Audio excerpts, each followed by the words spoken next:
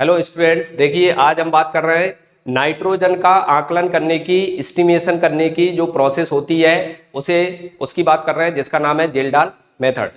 ठीक, ये मेथड कब उपयोग में लाई जाती है? इस मेथड का उपयोग करते हैं हम जैसे अपने को कोई सैंपल दिया जाए, नाइट्रोजन का सैंपल देते हैं, या आपको जैसे यूरिया दे दिया जाए और यूरिया में ये पता करने के लिए कि इसमें कितना प्रतिशत नाइट्रोजन है, ये अपने को अगर पता करना है तो उसके लिए हम कौन सी जो विधि है उपयोग में लाएंगे, मेथड लाएंगे, वो कौन सी है? जेल्डाल।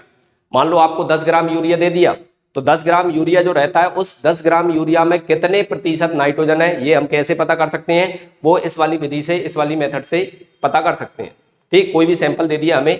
ठीक, अब इसमें इस मेथड का नाम जेल्डाल क्यों पड़ गया? क्योंकि इसमें एक एपरेटस जो यूज होता है, ये फ्लास्क जो यूज होता है, ये बड़ा टाइप का रहता है और राउंड बॉटम फ्लास्क की तरह होता है। इसका नाम है जेल्डाल एपरेटस, इसलिए इस मेथड का नाम जेल्डाल मेथड पड़ गया। फिर इसमें कुछ इंस्ट्रूमेंट का उपयोग होता है, कौन कौन से हैं और इनका क्या यूज है वो अकेला समझने का है। मेन क्वेश्चन जो आता है नीट में वो क्या आता है वो अपन बात करेंगे, उसकी बात करेंगे, लेकिन थोड़ा सा अपन इसको समझ लेते हैं। तो क्या होता है, जैसे मान लो आपको कोई भी ऑर्गेनिक कंपाउंड मिल गया, कोई भी कंपाउंड मिल गया, कितना? मान लो कार्बनिक यौगिक ऑर्गेनिक कंपाउंड दे दिया किसी ने 1 ग्राम, तो ये ऑर्गेनिक कंपाउंड जो रहेगा मान लो कितना ग्राम है? 1 ग्राम। ठीक है, 1 ग्राम, या इसको अपन डब्लू ग्राम मान लेते हैं जैसा कि अपने उसमें है, तो इसको अपन क्या मान लेते हैं? डब्लू ग्राम मान लेते हैं। ठीक है, ये क्या हो गया? डब्लू ग्राम।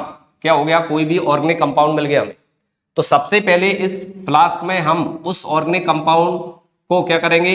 हीट करते हैं, किसके साथ? H2SO4 के साथ, सल्फ्यूरिक एसिड के साथ। तो इसमें जितना भी नाइट्रोजन होगा वो नाइट्रोजन कन्वर्ट हो जाएगा काय में? अमोनियम सल्फेट में कन्वर्ट हो जाएगा, NH4SO4। इसमें कन्वर्ट हो जाएगा क्या?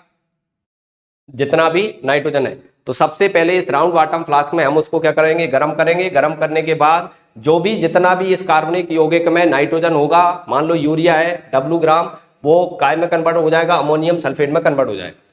फिर इसको गर्म करने के बाद उन्हीं को इसमें FeSO4 जो रहता है, एक कैटलिस्ट का वर्क करता है, FeSO4। हालांकि एनसीईआरटी में इतना ज्यादा अपने को मेंशन है नहीं है, तो इसलिए अपन उसकी ज्यादा बात नहीं करता है। जितना एनसीईआरटी में वो मेंशन कर, वो अपने को देखना है।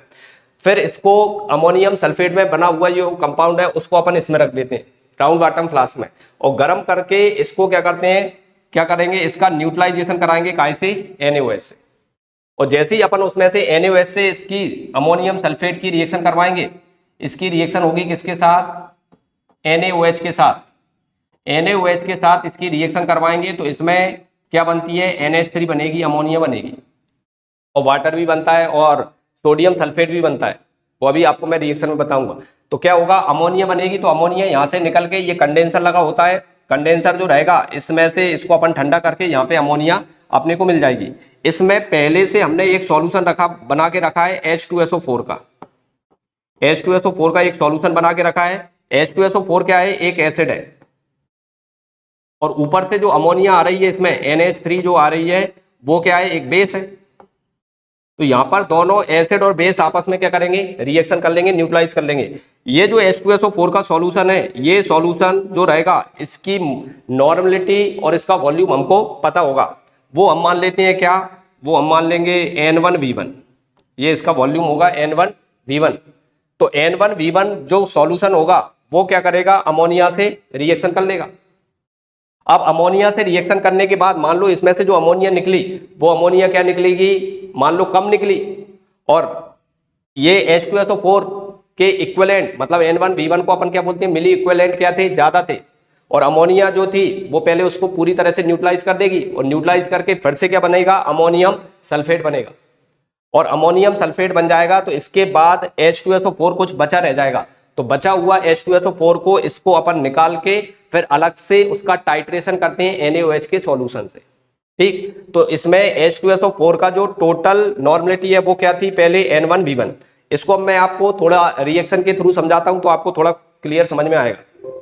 देखें क्या है ये वाला रिएक्शन, देखें कि ऑर्गेनिक कंपाउंड था अपना, तो ऑर्गेनिक कंपाउंड में पहले अपन ने क्या किया है? उसको H2SO4 से क्या किया है? रिएक्शन करवाएंगे, तो H2SO4 उसको कायम बदल देगा, अमोनियम सल्फेट में बदल देगा। जो भी नाइट्रोजन है वो कायम बदला हो गया अपना, इसमें बदला हो गया।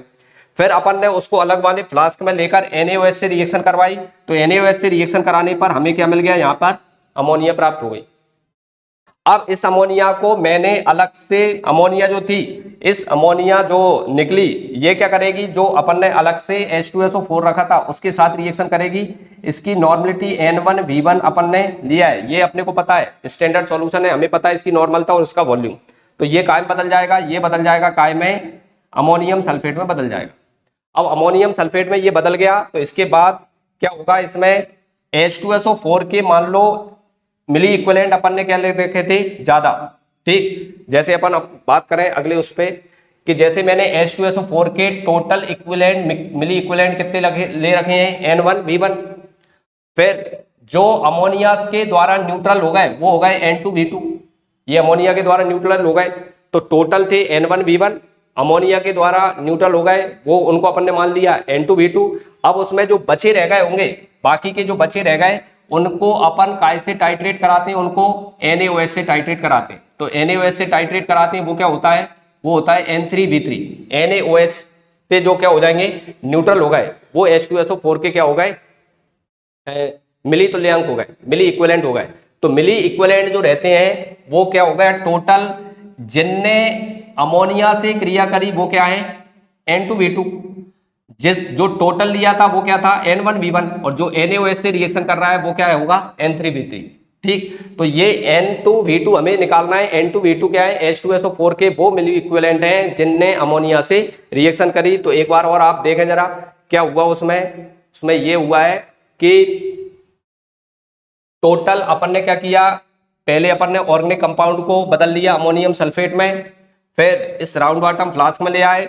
इस राउंड बॉटम फ्लास्क में अपन ने NaOH मिलाकर उसको गर्म किया तो इस साइड क्या निकली, अमोनिया जो थी वो कौन से सॉल्यूशन में जा रही है, जहां पर पहले से हमारे पास H2SO4 का एक सॉल्यूशन है।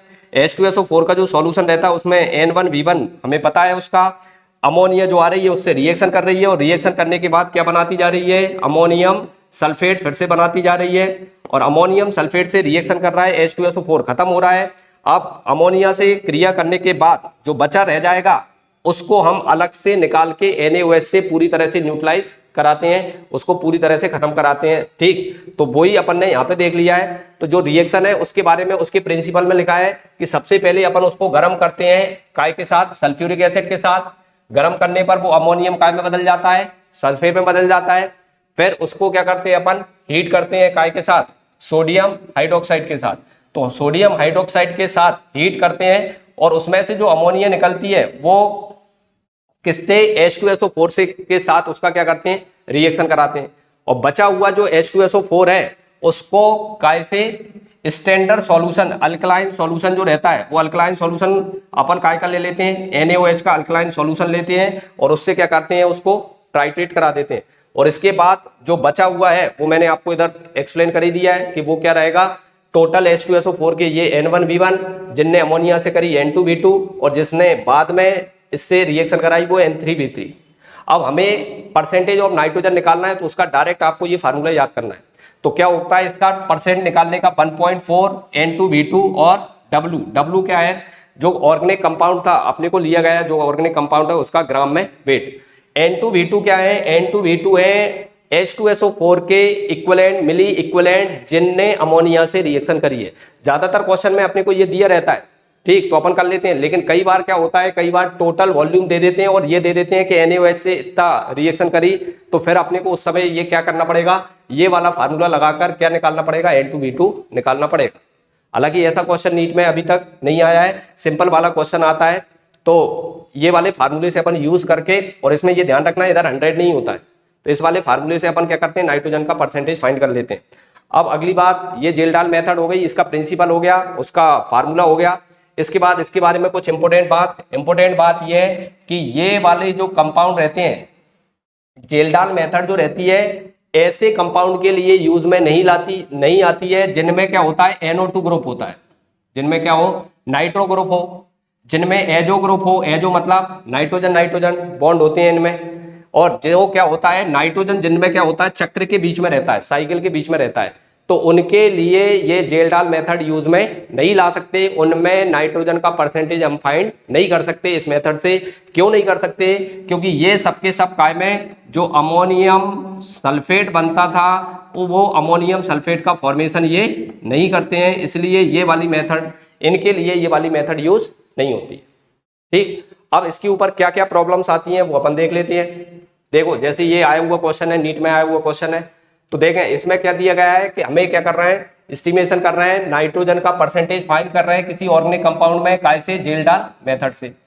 उसने बोला है कि अमोनिया रिलीज हो रही है, कितने ऑर्गेनिक कंपाउंड है वो कितना है, 0.5 ग्राम। मतलब ये हमें काय की वैल्यू दे दी है, डब्ल्यू की, डब्ल्यू इक्वल टू क्या दे दिया, 0.5 ग्राम हमको दे के रखा है।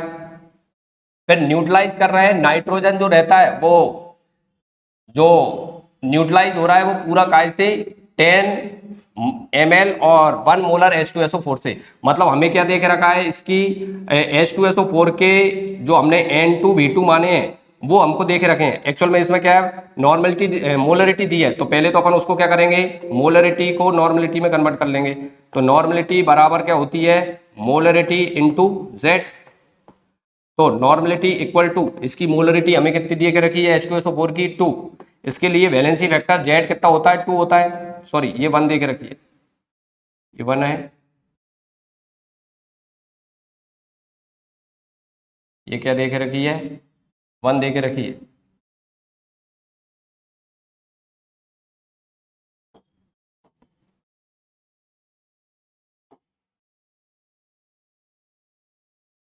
ये हमें क्या दे के रखी है, 1 दे के रखी है। ठीक, तो 1 जो रहता है इसको नॉर्मलिटी को अपन ऐसा करेंगे तो ये कितना आ जाएगा, 2 आ जाएगी नॉर्मलिटी। तो मोलरिटी 1 थी तो नॉर्मलिटी कितनी हो जाएगी, 2 हो जाएगी। अब अपने को क्या करना है, इसका N1V1 पता करना है। तो N1V1 क्या हो जाएगा इसके लिए, देखो ये तो क्या हो गया, नॉर्मलिटी हो गई 2 और वॉल्यूम कितना हो गया इसका 10 है, तो ये टोटल मिली इक्विवेलेंट कितने आ गए इसके, 20 आ गए मिली इक्विवेलेंट। अब हमारा जो फार्मूला है उसकी बात करो जरा। तो फार्मूले में क्या होता है, नाइट्रोजन का परसेंटेज इक्वल टू क्या होता है, 1.4 इंटू N2V2 हमने माना है H2SO4 के, और अपॉन में W। तो नाइट्रोजन का परसेंटेज इक्वल टू 1.4 इंटू ये कितना हो जाएगा, 20 हो गया, N2V2 डिवाइडेड बाय ये कितना है, 0.5 हो गया। तो इसका इंटू इसमें कर दो तो कितना हो रहा है, और ये बचेगा कितना, 28 हो जाएगा, 28 डिवाइडेड बाय 0.5, तो इसका डबल कर दो, 0.5 से डिवाइड कर रहे हैं तो कितना हो जाएगा, आई थिंक 56 हो जाएगा, 56। तो क्या हो जाएगा, कितना परसेंट आएगा इसमें नाइट्रोजन, 56% नाइट्रोजन इसमें होगा। तो इस टाइप का क्वेश्चन आ जाता है, इसमें N2V2 दिए रहते हैं, अगर नहीं दिए तो आपको कैसे निकालना है वो भी मैंने आपको बता दिया। अगले टाइप का क्वेश्चन क्या आ जाता है, अगले टाइप के क्वेश्चन की बात करें अपन तो ये क्वेश्चन है, ये आया हुआ क्वेश्चन है, ये नीट 2022 में ये क्वेश्चन आ गया। क्या क्वेश्चन आ गया, क्वेश्चन ये है कि जेल्डाल मेथड जो रहता है उसमें हम क्या करते हैं, कौन सा जो कंपाउंड है उसका एस्टिमेशन जेल्डाल प्रोसेस से कर सकते हैं।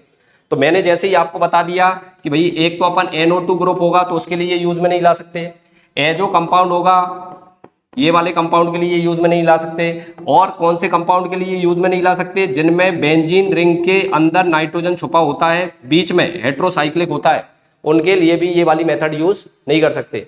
तो इसमें आपको देखो ये वाले के लिए यूज कर नहीं सकते, इसके लिए भी नहीं कर सकते, नाइट्रो के लिए भी नहीं कर सकते, बचा कौन है, NO2, इसमें नाइट्रोजन कहाँ है, बाहर है, तो इसलिए अपन करेक्ट आंसर कौन सा लगा देंगे, बी। तो ये जो जेलदार मेथड है इसमें 2 टाइप की प्रॉब्लम्स आती हैं, और नाइट्रोजन का परसेंटेज फाइंड करने के लिए इसका यूज किया जाता है। तो इसके ऊपर अपन ने ये बात कर ली, तो ये आपको समझ में आ गया होगा।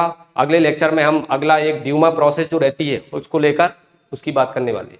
तब तक के लिए थैंक यू, गुड लक।